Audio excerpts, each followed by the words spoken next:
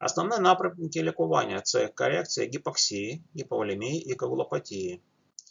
Лікувальна тактика, насамперед, це термінове розродження і проведення серцево-легеневої реанімації, якщо виникла зупинка серця. Якщо є артеріальна гіпотензія, інфузія симпатоміметиків і проведення інфузійно-трансфузійної терапії з метою корекції, гіповолемії і коагулопатії.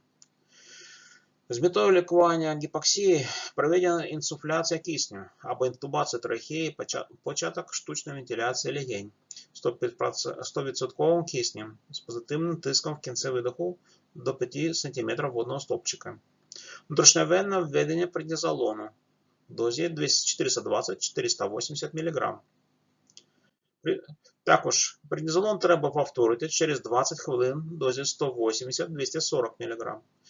Також проводиться терапія дисемірованого внутрішньосудинного згортання, яку ми розбирали вище. Нагадую, це насамперед моніторинг стану коагуляції. При відсутності згустку треба вводити фактори згортання.